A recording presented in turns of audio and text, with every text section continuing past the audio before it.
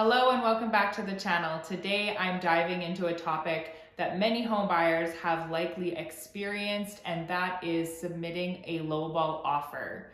It may sound tempting, but is it really a good strategy? Today I'm going to share with you a few reasons why I think you should probably think twice before submitting that lowball offer. All right, let's get right into the video. So one reason why I think you should avoid submitting a lowball offer is because first impressions really matter. When you submit a lowball offer, you're leaving a very negative first impression for this seller. So think about it. How would you feel if somebody undervalued something that you were selling?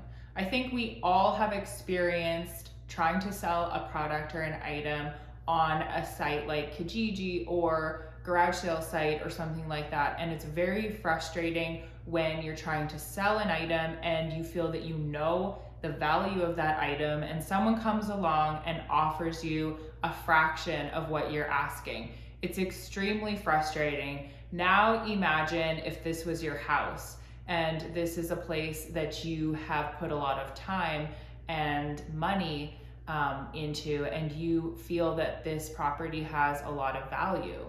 It's really important to start negotiations with an offer that shows the seller you're serious and respectful of their time and effort.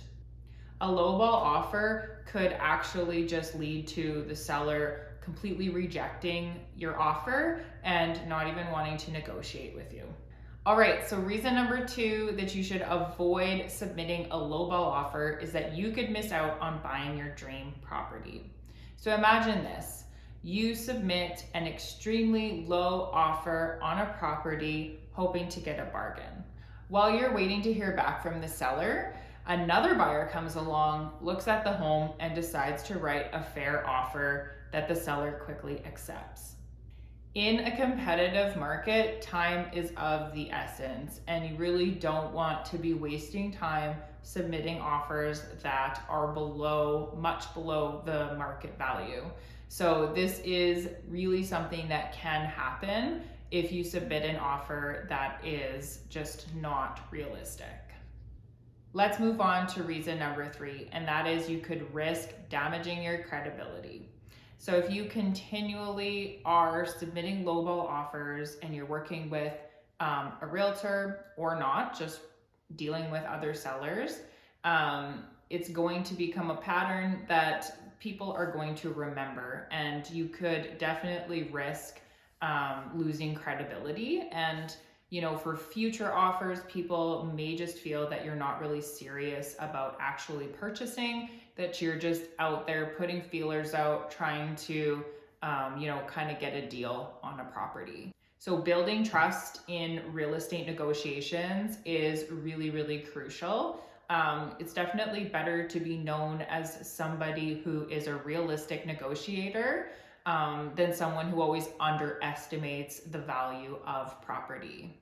All right, reason number 4 is that you could create a strain in the negotiation process. Negotiating is somewhat of an art, and starting with a very low offer could really hinder this process. So definitely what it's going to do is most likely the seller is going to feel that your offer is just unrealistic.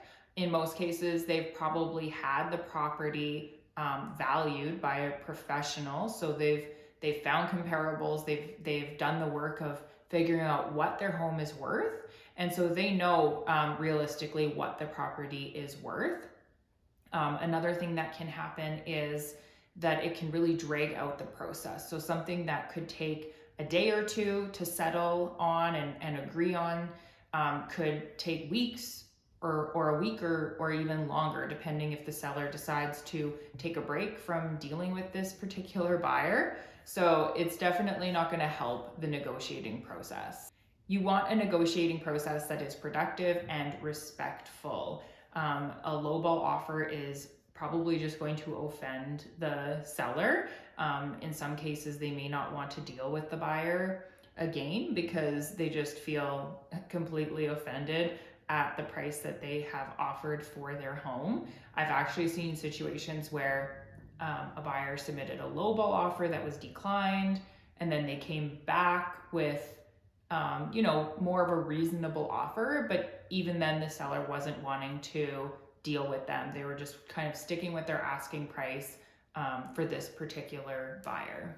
So while the idea of snagging a bargain might be tempting, definitely submitting lowball offers comes with its downsides. So you want to approach writing an offer with, respect. You want to have done your research, and you definitely want to know the value of the property. So how to do this is contacting a local realtor or even getting a professional appraiser to come in and value the home. You can do this if the home is listed privately, or you can do this if the home is listed on the MLS, and this will ensure that you're not paying too much, but you're also paying a fair market value, which the seller should also be happy about. So that is today's video. I hope that this was helpful to you guys. Please leave a comment below if you have any questions at all. Thanks for tuning in, and I'll see you guys next week.